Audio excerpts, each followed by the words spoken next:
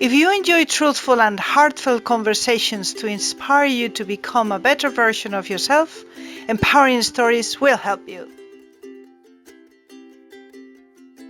Hello, Mark. How are you? I'm good, thank you. I'm delighted to have you in the program. And I would like to share with our audience that the other day I heard Mark speaking in Clubhouse, and the story that he was telling is so touching. I absolutely loved it, touched my heart. And for that very reason, I invited him to be in the program. And sure enough, he said yes. Mark, would you like to introduce yourself for our audience and then start telling us about that very empowering story and how it changed your life? Thank you very much. So, yeah, I have spent my life as a professional musician. I've been playing piano since I was a child. I was 5 years old when I started my piano lessons. And I've always had a personality that is very creative, very hardworking, perfectionist, obsessed by detail, thinking of ideas too fast. I think of ideas faster than I can implement them. And so I've spent my life doing two main things. One, I was teaching piano by the age of 15. And then a lot of my career I've spent leading community choirs of all sizes. So I've conducted choirs of 3 singers and conducted choirs of 300 singers. And they make a huge sound when you're conducting 300 people singing. Yeah. And also sometimes performing with orchestras as well. So when you start conducting an orchestra and 300 singers, that's a huge sound. So I've always kind of been transfixed and moved by the power of music and how powerful it can be. And what's always been quite interesting to me is that music can be sometimes really powerful and moving, even if necessarily it's not the kind of music you would normally like, because sometimes music just has a feeling or an emotion or a power that is almost beyond whether the style of music itself is necessarily your favorite style of music. So this has kind of been a sort of thread throughout my career. And in the last couple of years, I set up a choir company called Sing United. We have 150 singers here in the city where I'm from, in Newcastle in the northeast of England. And the theme of Sing United was always going to be music with meaning, music that means something, music that has a purpose or a cause, or talking about real history or real people. And so I'd worked with many, many groups over many, many years where they were just performing music they loved, and that's great, and there's nothing the matter with that. But I wanted to see if I could inject something extra. And I've always been fascinated by when you watch people sing or perform music that they feel, that they have an emotional connection to, they put something just a little extra in that you can't teach. So I've worked as a musical director all my life, and I can rehearse groups and bands and choirs and orchestras, and that's no problem. But if you're dealing with performers who feel what they're doing because something has touched them when they're doing it, now they're going to put something extra in, and I can't put that in. That's come from, all you can do is facilitate it, give them the opportunity. So for Sing United, I wanted the music to have meaning. I wanted to try and give the performers something that they felt, because these are amateur musicians. They're not professional musicians. They're just doing it because they love it. So I wanted them to feel something as they did it. So Sing United was music with meaning. And then we also wanted to have a fundraising element. So we set up the Sing United Foundation, a charity wing of the company, where we could raise money for local causes, because I wanted us to raise money for causes that were also connected to the songs that they were singing. So now people felt not only were they moved by the music and the words and the themes, but they felt like they were doing something with their singing as well, and giving this sort of multi-layered approach to what we were doing. So that's Sing United. But also as an online piano coach, which I've spent the last few years doing, I was really fascinated by the fact that most of my clients, or the clients that I get the biggest kick out of working with, tend to be people in the later years of their lives. So they might be 40, 50, 60, 70, even 80 years old. People who have no ambitions to become professional pianists. These are people who just want to do it for the love of it, because they feel it, because the music means something to them.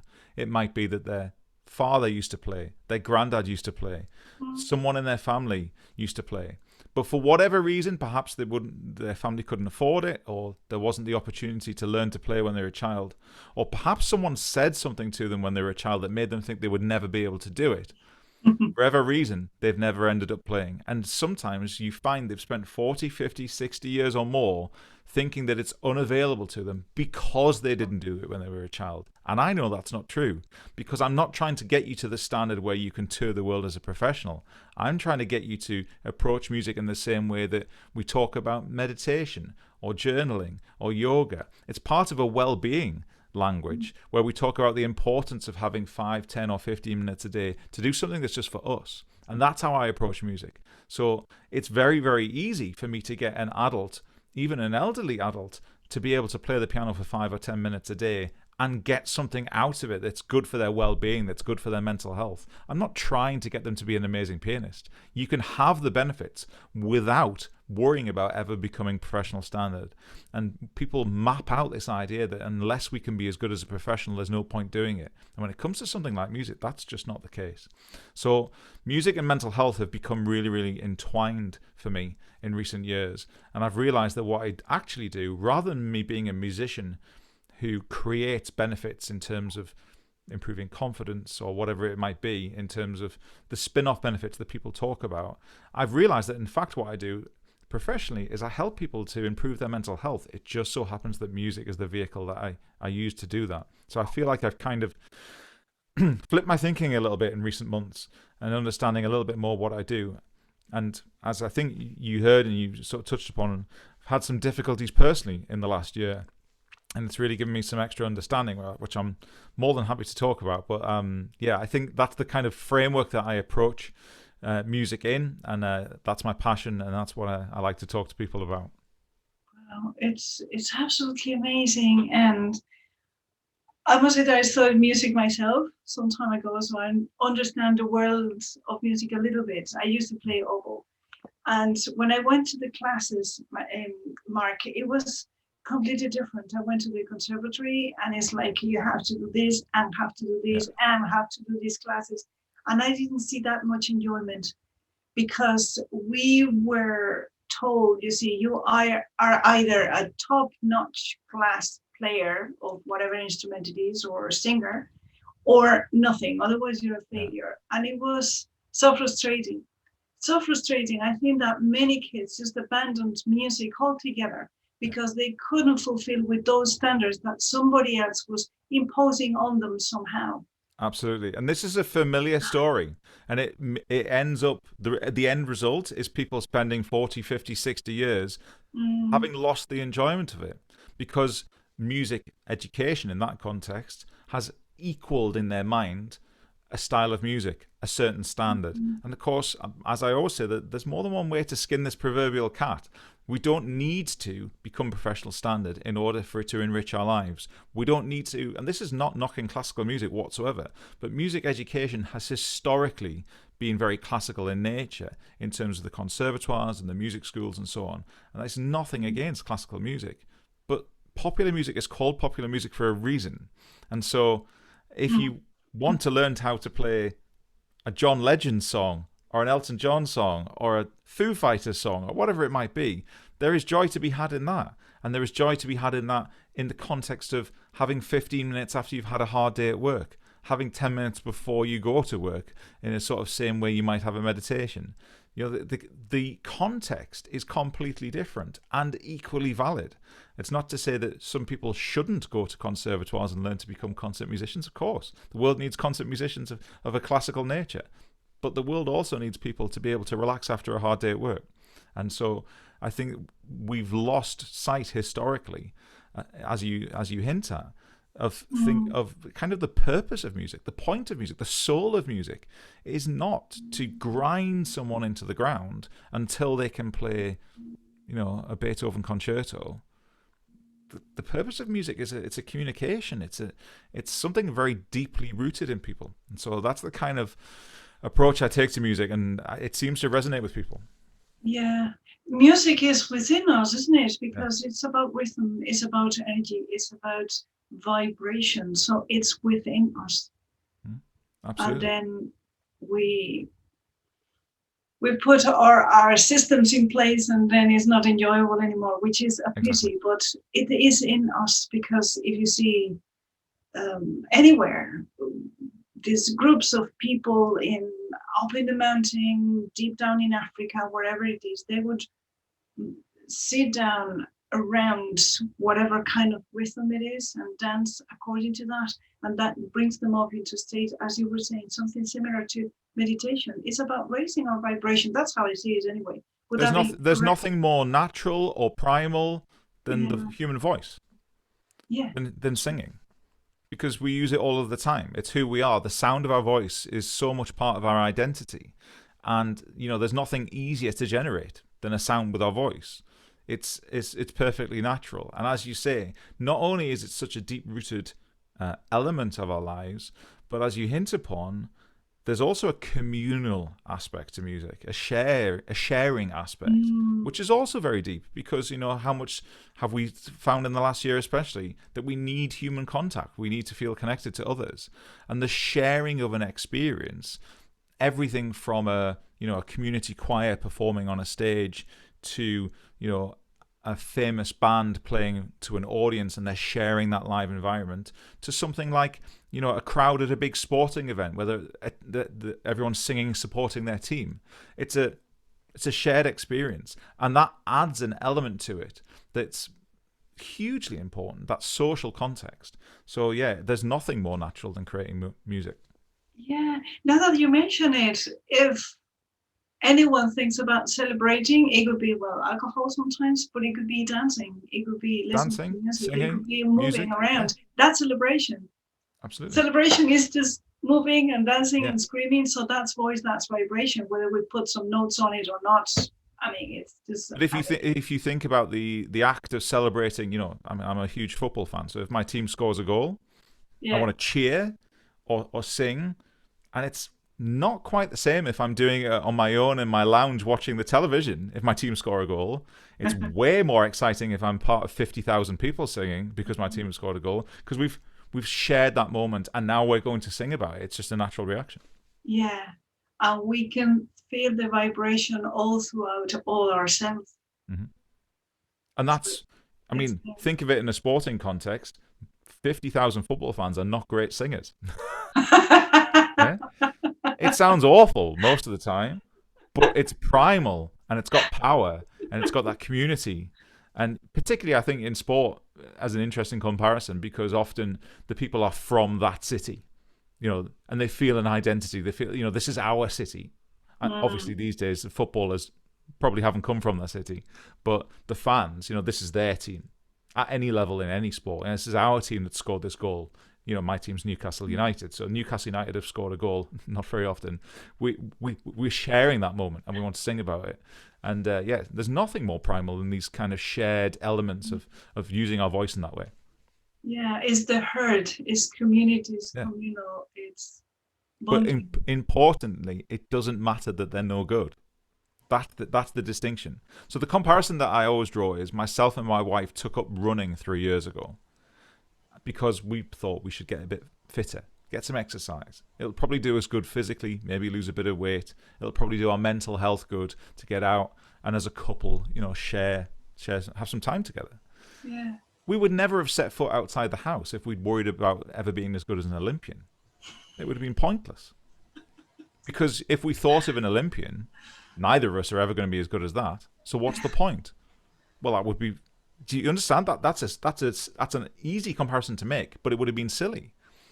And yet, when we approach music, so many people go, takes years to get any good at the piano. There's just no point. I'll never be any good at that. My mom said I had fat fingers. And they just cling on to these silly things they were told when they were children and have now stopped thinking that it was accessible to them. And the point is that there is huge mental benefit to be had from playing an instrument really badly or at a very basic level. The benefit is there. You don't need to be any good at it. You will feel relaxed because aside from anything else, you can't concentrate on worrying about the bills you have to pay when you're trying to work out which finger you're going to use on the piano. Your brain is in the moment. It's the same language we talk about mindfulness. You cannot concentrate on anything else at that moment. So after 15 minutes of that, you are going to feel better. Just factually. Yeah, because you give your brain a break by focusing in just one thing, isn't it? Yeah, so it's meditation on steroids because you get also the benefits of the vibration of creating something. If you're meditating, you might be creating something in your mind, but with music, you are actually creating and seeing it and feeling it. Yeah. So the experience is 4D.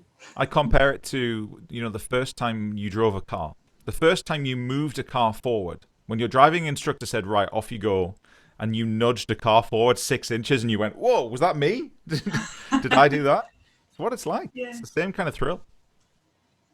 Yeah. Wow, what a powerful message. Thank you. It's okay not to be perfect. Do something Absolutely. just for the pleasure of it, Yeah. and enjoy. Because the goal is not to be a concert pianist. The goal is not to be a touring singer. The goal is to enjoy the process. So How many other aspects of life can that be applied to? Business, personal lives? Everything. That's what I was thinking. You kept me thinking, Mark, because it's like all my life came together in just like this. And I was saying, oh, because of that, then this and this and this and this. I love playing the flute. That was my thing, the flute. And I learned to play by ear. I could read music still, but I played by ear. I felt the music somehow, and my fingers knew what notes to do, how to do it. You see, I didn't need to practice, it just came through. And then, oh, well, you need to learn more and do theory and learn music and read music and blah, blah, blah. And then even my teacher, who was a musician, he said, oh, you're good at this. Why don't you learn clarinet or oboe or something? Yeah, go to oboe. And I stopped enjoying it. Yeah. And I abandoned it altogether. Well, I was playing oboe for 4 or 5 years, but then I abandoned it because it was everything it was so squared, and I wanted to play Beatles music or Queen music, but Precisely. I love classical music, but not all the time. And Precisely. it was, yeah. The first question I always ask every client who works with me is, why? Why? Yeah. Why? And I always say, before you tell me what it is, any answer you give me is valid. Any answer you give me is right because it's yours. So if your why is, I want to become a concert pianist and tour the world playing classical music, great. If your answer is, I have a really stressful job and I've always loved piano music but never thought it was possible for me, and I just want to chill out for 10 minutes after I've had my tea on an evening, great. If the answer is, I've started to get a little bit of arthritis in my fingers and I would like to keep my fingers nimble, great.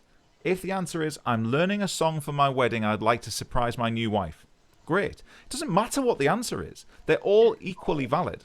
But once we acknowledge what the why is at the beginning, that frames everything else to come, because it sets the parameters. It decides how much practice you should do, how much time you should be sat. It decides what kind of things you should practice. Should you do these exercises or should you not? Is there any point learning how to do this or should you learn how to do that? It frames everything. So we have to decide why it is, but they're all valid. It doesn't matter. I suppose they are all valid as long as they are yours. Precisely. It's your motivation, because learning an instrument is quite a solitary process. Yeah. That's why. So I have a piano membership. So I've got a community of people that I help all at once online. And so we have pre-recorded content. They can watch the videos anytime they like. They just pay a small subscription to access that every month. And so they have a piano teacher. It's me. But they don't have to go to my house every week. They don't have to rock up for a Zoom call at the same time every week. They can learn, practice at their own speed. No one's judging them. No one's watching them. They can just access the material when they want. But the crucial thing is we have a members community. And by having a members community, anytime they want to ask a question, they can ask a question. Just post, how do I do this? Anytime they want to post a video of their playing and go, I've tried to do this. Is this right? Or can you help me do this? Or I'm really pleased I've achieved this. Can you look at that? They just prop their phone up at the end of the piano, put a little video on, and I say, yeah, that's great. That's what you've done well there. Watch your right hand here or whatever it is, and give feedback. But by being part of a community, by the other members saying that, then other people go, oh, that's great. Oh, I could have a go at that. Or you've done really well. You've inspired me to do that. Or yeah, give each other support. I found that one hard. How did you get on with, So now there is a community. So they're not just on their own. Like you say, because learning an instrument can be really solitary. And so you need support. And that's why sometimes people give up, because they had a teacher that they didn't like, or the teacher made them play a kind of music that they didn't want to play, or the teacher had used to hit their knuckles with a ruler, like old stories, like terrible. Get a ruler, terrible. So I'm not having any of that. So I have a Facebook group for only our members, and I can support them, and they can support each other, so that they're not just alone, and they know that they're part of something. Wow, that's so beautiful, Mark. It's so beautiful. Thank you. So empowering for everybody, because it's a win-win-win-win-win. And when these people that you help, that you support, that you give them the safe space to just be and not be perfect, when they turn around to their families, they are going to be in a different space as well. And they are going to be also more welcoming to just be, isn't it? Exactly. And imagine what it's like when you get a message from a lady in her 80s saying, I wish I'd learned like this 60 years ago or 70 years ago. It's so sad, isn't it? Because now she feels she can access what she always wanted to access. Yeah. But because at the beginning it was boxed in a certain way, framed in a certain way, piano lessons equals this, and she found it too hard, or couldn't access it, or found she didn't like the music, or whatever it was, then 60 years follow. 60 years of wanting to play the piano and not being able to. And then she finds another way to do it, i.e. what I do, and she's like, I can play a tune. I can play tunes. This is great. And she's never going to tour the world. She's never going to be an amazing piano player. But she has the joy she wanted. She has the joy she wanted. And imagine how many people she can inspire. Yeah, exactly. Who don't need to wait for 60 years to follow their passion, whatever it is, at whatever level, just because it's within them. Exactly. And so, as I think, the story you first heard me speak about was the difficulties I've had in the last year, and how I feel like it's given me extra fire in my belly to get this message out. So are you happy for me to share a little bit of that? Please, this is the perfect platform, because we're here to inspire other people. So just Please do it, Mark. So the short version of the story is that just over a year ago, the week before the COVID crisis really happened, myself and my wife, we lost our baby daughter. So my wife was 22 weeks pregnant, and we don't have any children.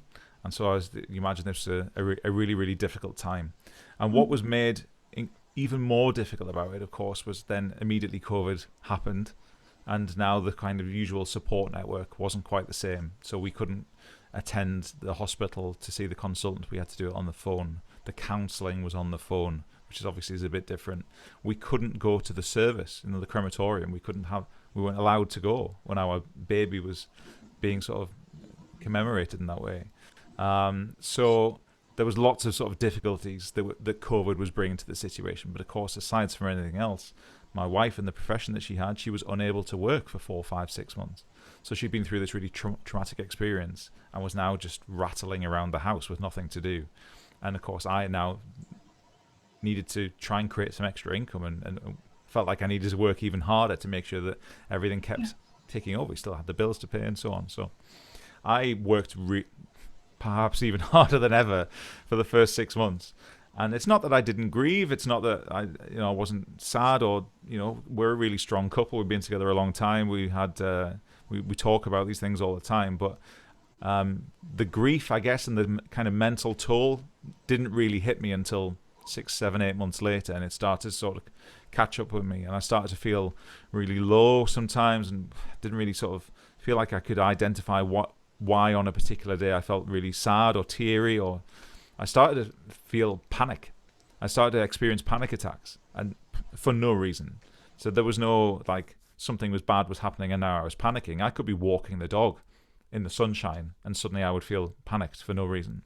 So these started to happen more frequently, and eventually I sort of had to hold my hand up and say, I'm having some difficulties here, and get help.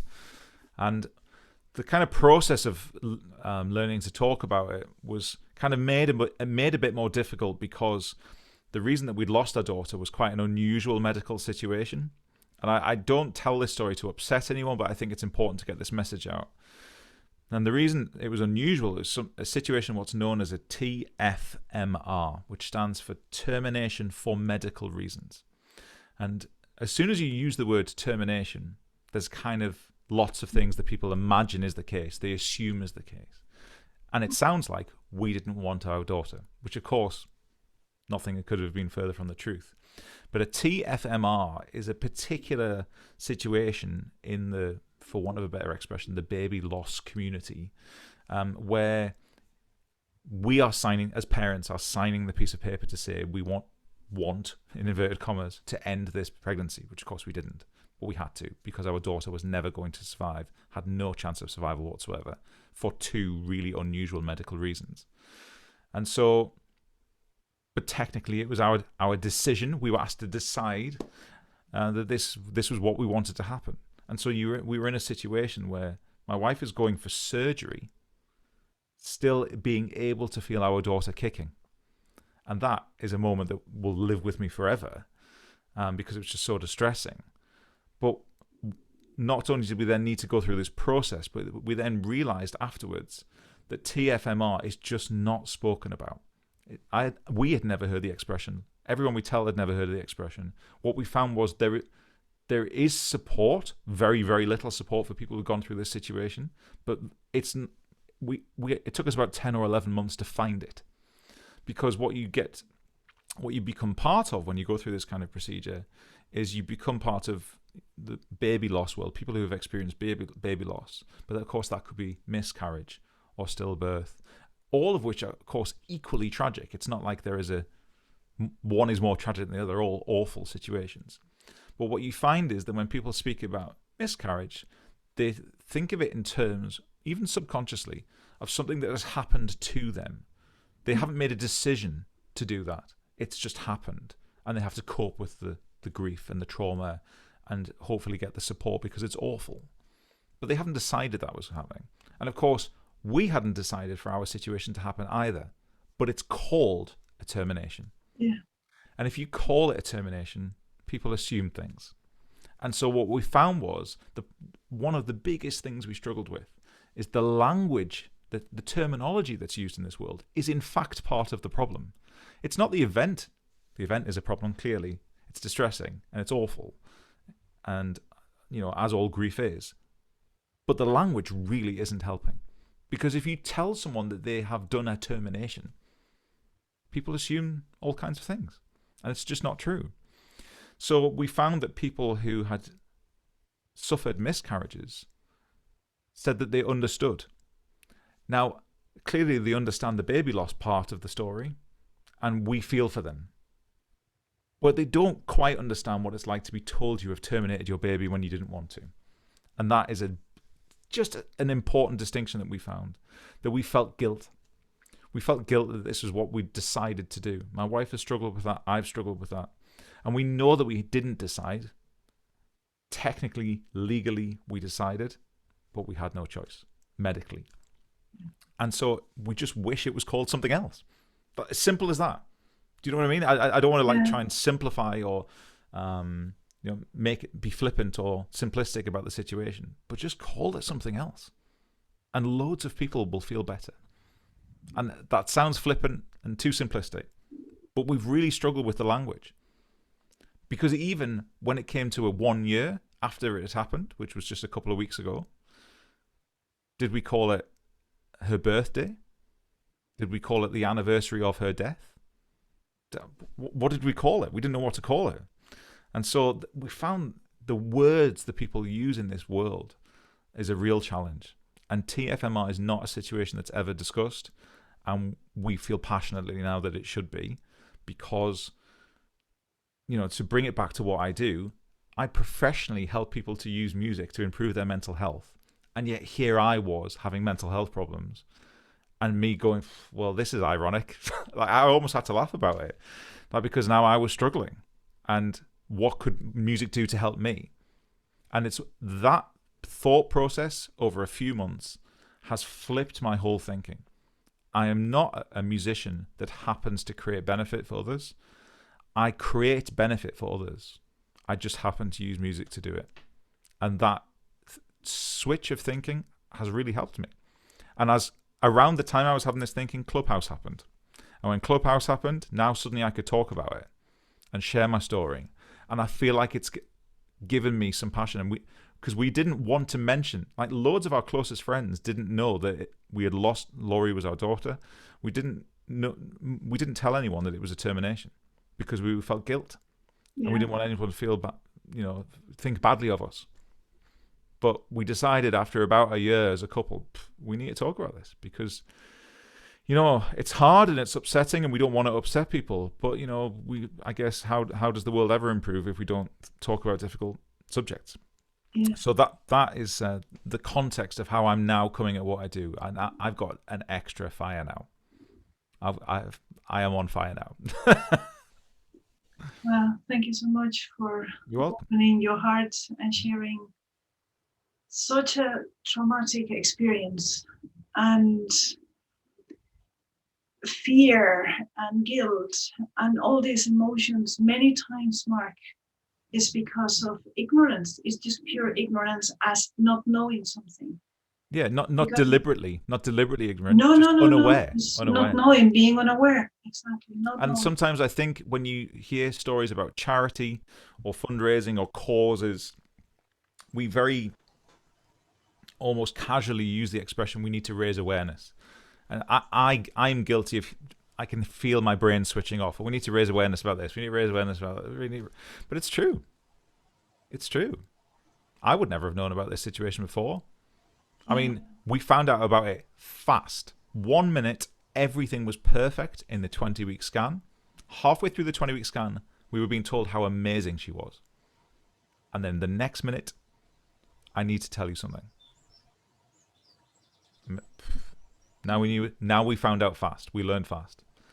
And yeah, it was a really difficult situation that obviously will forever impact our lives. But so this is why I have for those of you watching on video, you can see my tattoo on my arm.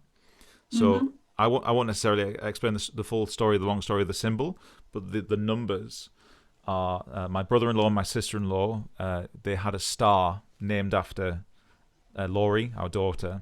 So there is a Laurie Deeks star in the Andromeda system, and these are the coordinates of where the star is. So I wanted it on my arm, so when I'm playing the piano, she's like always next to me, and I call her my heart on my sleeve. So that's why she's there. Wow, so beautiful. Sorry, I don't mean to upset anyone. No, it's love and it's gratitude. It's just love and gratitude. And I had this idea, Mark. I don't know if you thought of this or not. I that's my personal belief. I think, and I actually believe that we come to this earth, we incarnate with a specific purpose that we decide before we come to this land or to this earth. That's what I believe anyway. On our way in, we choose our parents. We come here for a reason. Laurie came here for that time because she knew that in that time, with the amazing parents that she chose, her being in the world for that time could be what she needed for her soul to go to her next level, whatever it was. And she knew the big impact that she was going to have. So for you, it was traumatic, but look at all the fire in your belly. Look at all the people that you're going to inspire. Look at all the people that Laurie is going to touch, even though she wasn't even born. So her life was not useless. And this is just the beginning. That's how I see it anyway. Yeah. Did you ever think that it could happen that way? It's a lovely way to think about it. Don't make me cry. Well, we all have tears. I have 2 boys, and I never told them, boys, don't cry. I always told them, go ahead. I'll embrace you to whatever you want. And guess what? Look, you see these little holes here? Yeah. Boys do cry as well. Yeah, absolutely. So use your eyes for whatever it is. Yeah, it's important. Thank you for letting me share my story. It's beautiful. It's beautiful. But I'm sure that you and your wife can feel her around you. Oh, yeah. And she's inspiring you to do what you're doing now. Yeah. Look at all the lives she's touching. Yeah, absolutely. Yeah. I had this the design of my tattoo made into a necklace for my wife, so my wife has the symbol on her, around her neck all the time too. Oh, beautiful. Beautiful, beautiful Thank you very much. story. And we have an angel in the sky We do. with a star and everything. Yeah. How beautiful that is. Wow. Mark, when people want to help, be inspired, help you spread the word of this terminology, let's put it that way, terminology, Yeah. work on this, create awareness, what do we tell them? How can they connect with you, with your wife, with... Yeah, so can we most do of it? my social media is just Mark Deeks Music, but I'm known on various places as hashtag thatpianoguy. So yeah, on Instagram or Facebook, YouTube, Clubhouse. Yeah, that's what I'm known as, Mark Deeks Music and that piano guy. But markdeeksmusic.com is where you'll find me. And if anyone decides they would like to be fired up to have a go at the piano, don't go out and buy a piano. Don't go out and buy an app. Don't go out and buy anything expensive. Just get the book, which is called notanotherpianobook.com. Oh. Not Another Piano Book is the name of the book, and you can get it at notanotherpianobook.com. And the subtitle to finish with is how everything that stopped you playing like a piano legend so far shouldn't. Not Another Piano Book.